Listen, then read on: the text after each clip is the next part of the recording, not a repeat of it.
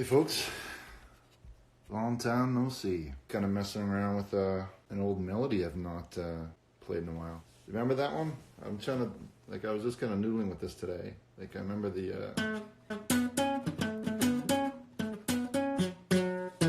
something like that, right? It's on the air, Chad. No? There it is, yeah. Thinking about something like slowing it right down.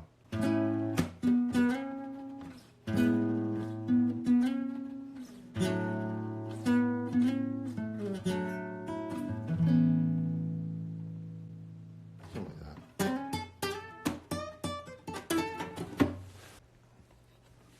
I miss the old days where I would tune into the chat line. Hey, thanks so much, Tanner. Yeah, those were that was some time ago. Play Thunderstruck. I don't remember. No, I don't know.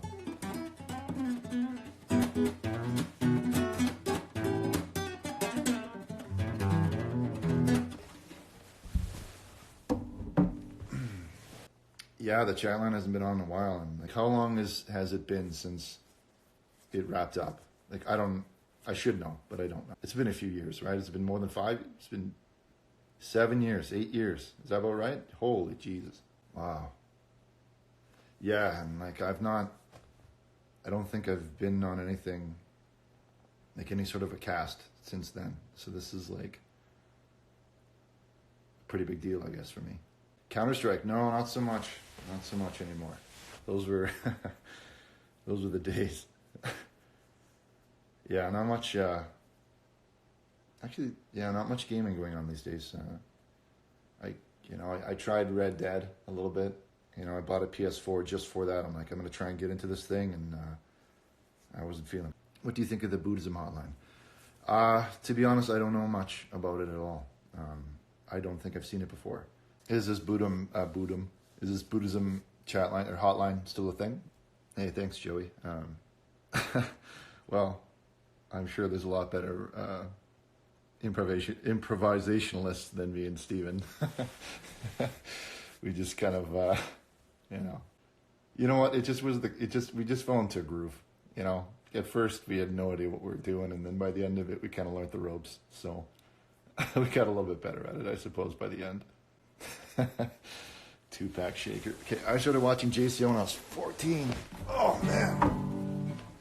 Wow. Yeah, the Vatican guy. What was his name?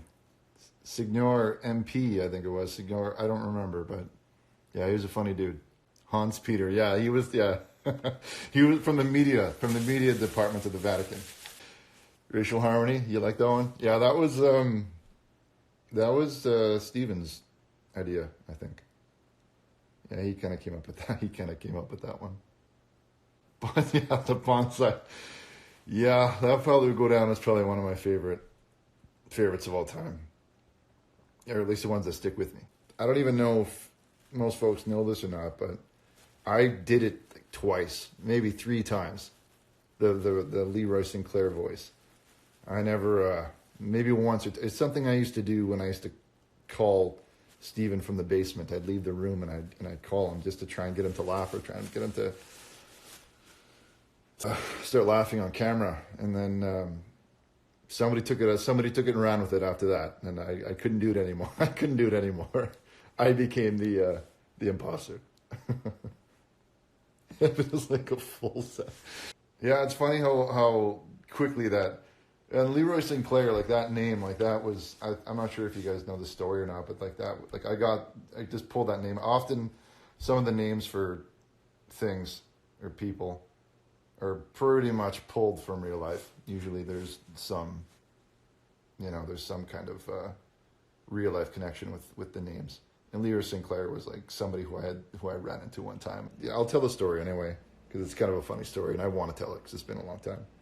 I was, this is quite a few years ago when Slayer was playing in the city, and I wanted to, meet the guys, or, you'd wait behind the arena. You wait behind the show afterwards to try and get a guy's autograph or say hey or take a photo or something. And as I'm waiting there, this guy Leroy Sinclair comes up to the bouncer, and I guess he's trying to muscle his way through the door or something, and the bouncers are trying to hold him back, you know. And he just they bounced him, but before they bounced him, he said, you know, make sure you tell Tom Araya that Leroy Sinclair's here to slit his throat. It was so funny. So weird. I don't know why that stuck with me after all those years. This is a weird story. Weird character, man. The guy was probably 6'4", 280. Just was a huge dude. Yeah, he did the thumb. He did like the Reaper. He did, yeah. You tell Tom Araya that Leroy Sinclair's here to slit his throat. Like, holy shit, man. Don't fuck with that guy. Yeah, I don't know what I'm going to do. You know, I kind of figured this, I don't think is it. Like, I'm not going to just be like, okay, welcome to the show, guys. This is, you know, I don't know what it is yet. I just kind of thought, well, why brainstorm on my own? Like, why not just talk about the ideas and stuff and kind of get comfortable with the idea of doing it again and see what comes of it. I lift weights, man.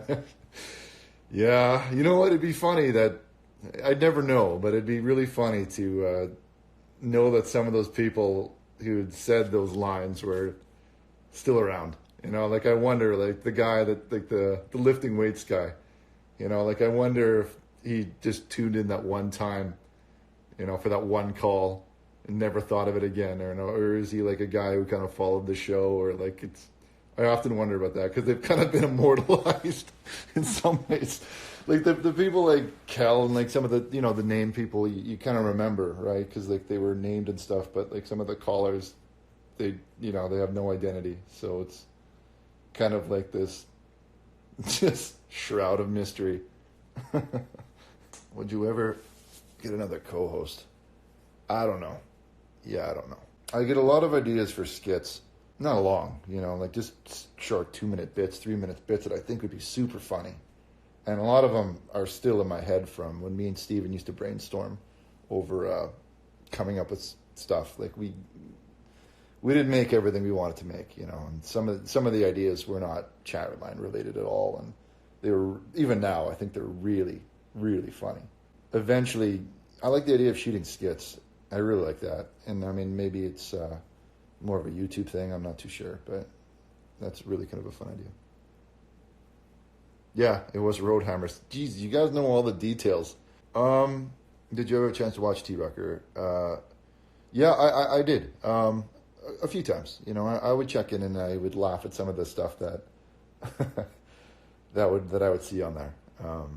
I don't know Ira Cutler, no. I don't know what that is. Is that another character on the show?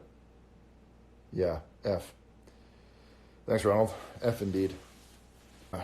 I tuned in once, and T was he was telling this story, and I still remember this. And this one was really fun. I didn't watch very much of the show, but I remembered what I did. I kind of remembered. I thought this was hilarious. He was telling this story about how he saw this hipster dude, this hipster character, and he had you know, like long hair on the top, shaved on the sides, or something like that, and a big long beard. And he was telling a story about how he was vaping.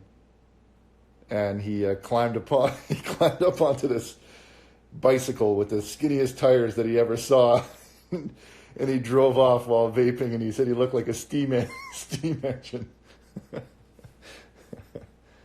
That was funny.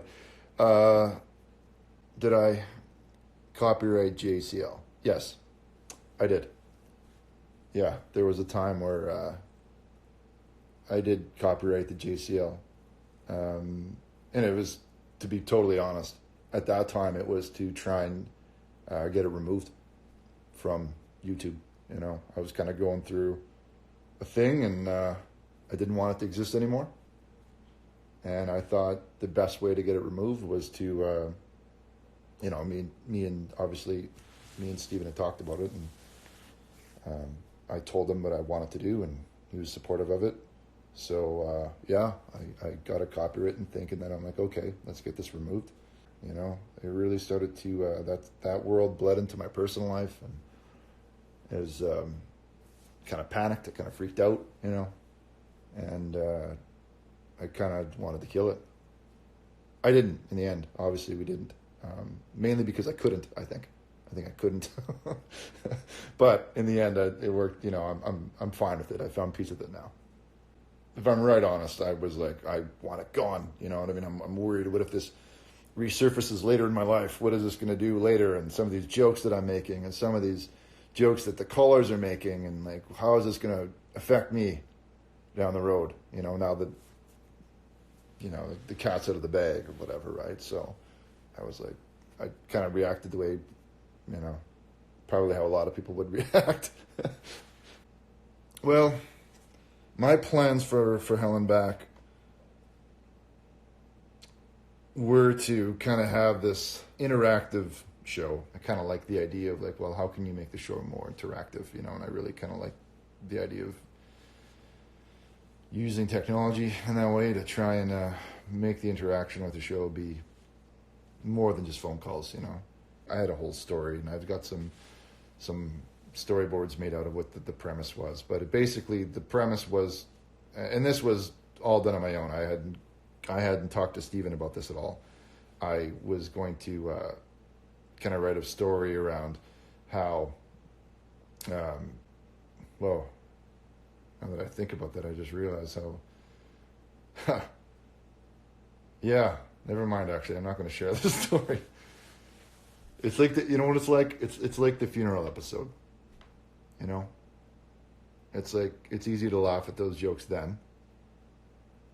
But now, I don't think I want to really watch that one, and I know that there's probably some funny jokes there. It's just, it's a weird thing for me. It's a weird thing. So anyway, some of the plot points of To Hell and Back involve one of the characters dying and stuff like that, and going to hell and back to save your friends, I guess is what it was. But it's kind of really shitty plot now, or kind of really inappropriate, I suppose. Yeah, the puppet's somewhere. The puppet is somewhere. It's funny, the number of people who don't believe that I'm me, that I must be dead, or that I'm some elaborate imposter that really just knows the details. The chair? Yeah, the chair exists. The chair still exists, yeah. Pierce those ears again. Yeah.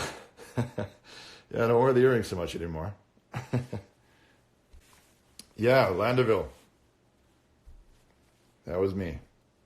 Well, I like the idea of doing something on Sundays. That was something that, that Stephen and I, it was a great day for both of us back in the day. I don't know if he did it on Sundays or not, but like Sundays, I think is a good day for me. Whatever it is, it'll be on Sunday for sure. You still get the stigmata. I haven't had a nosebleed in a long time, to be perfectly honest. What made you two start an online show back in the day? There's this thing called Justin TV that Stephen had showed me, and he's like, check this out, And I'd never seen this before, and I was seeing how people would just broadcast their lives, like just this, essentially. But obviously many years ago. And we kind of like trolling. We kind of like messing with the people on there a little bit. Like, I wasn't ever to get people mad, but just kind of toy with them a little bit. It just became a hobby that we kind of did, every now and then we'd get together and see if we can, rumble somebody's jimmies. And then from there we just thought like, well, I don't know, maybe we should try this out, I guess. Yeah. The first couple of shows that we did, geez, we can get more than 5 viewers. I think one of the first ones that we did, it was like we used to wear a Corona box on his head and on his face, and he'd wear a bunch of like Christmas lights It was like something stupid like trivia or, like I don't remember what it was. I think it was like a trivia show or something. Yeah, that's right. Bon Jovi. That's right. Yeah. Yeah, it was Bon Jovi. That's right. That's what he called the character. It was the name that we saw. We stole that one. We stole that one. We saw somebody in the chat line. Sorry, not in the chat line. In Justin TV, we saw somebody with that name, and we thought it was super hilarious. And we kind of stole that one along the way. Yeah,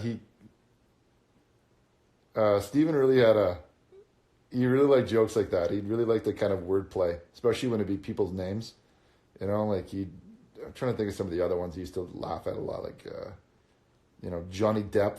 He used to, he thought Johnny Depp was hilarious. Al Gorgeous. He had a bunch of them that he would just call me up someday and be like, hey, what about Johnny Depp? Is that funny? I'm like, yeah, that's pretty funny. So naturally, Bong Scott, I think, really resonated with him. Have I ever explained anywhere where you and Steven broke up? It's funny. Like, I think the real reason why we stopped chatting or we stopped talking was we probably got into some sort of a fight or disagreement about something. But then it just got amplified, And when there's a disagreement, between us or whatever, it's funny how it just gets blown up.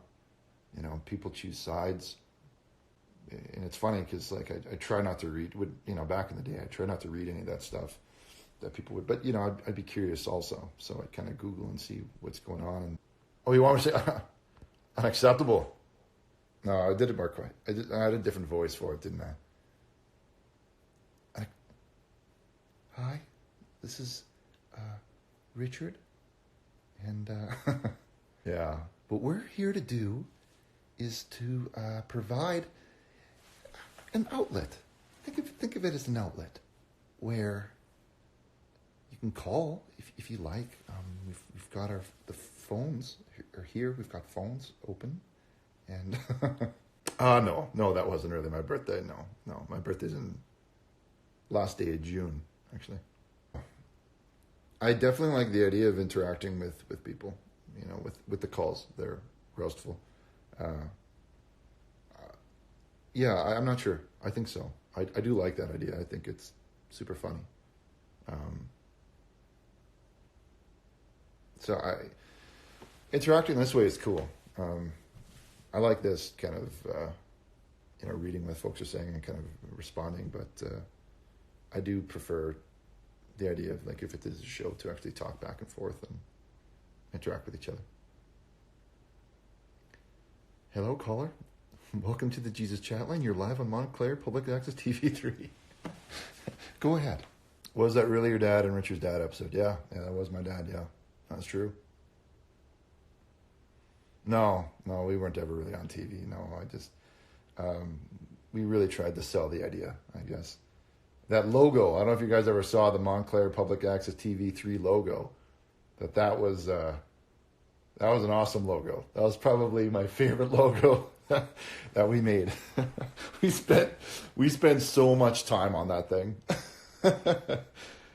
I remember, yeah, and Steven really spending time on the 3. Aaron, we were just shooting a commercial there for a business, for a hair salon, and we just thought it'd be funny to. That's probably why that is why they seem like they're not sure what they're saying, or like they're asking for Richard. It was just I think we said that it was like just to get the nerves out, of being on camera. Just we're gonna ask you a couple silly questions just for fun. They didn't even know. What's your favorite two-pack track? All Eyes on Me. We really should have sold Neon Bibles. We should have made some. We didn't. If I could do it all again, now that I know what I know now about it, like, we were not prepared. You never prepared for. I guess you never prepared for something kind of taking off or whatever. But, like, we didn't even record our shows. We had no idea what we were doing. And it's funny because I'll read sometimes on Reddit and folks will be like, the Japan show, that's not real. It never happened. Like, no one's ever saw the Japan show. They just talk about it. It's like an inside gag. It was real. I swear it was real. We did it. We did it in my basement. It really happened. And I can't believe nobody has it, or I've never seen anybody record it or have a clip of it. It's just gone. But it was a real thing. Yeah, I still have the Ricky Martin shirt. I do. Yeah. Should have wore that one. Yes, the nosebleed was real. That did happen. Yeah. That just happened on the spot. I kind of panicked, and then I tried to make sure I got it on camera, I guess. Yeah. Oh, yeah. All the testimonials were nonsense. No one had any. Like, most of the people in the testimonials had no idea what they were talking about or anything. No clue. Yeah, they had no idea. Can you talk about why you left the internet after JCL? Why you just come back so many years later? Yeah, I know. I got kind of creeped out of the internet, to be honest. I kind of, the chat line got really big and popular, and I had been recognized at a few places, like in the out and about, and that just kind of was like, oh man.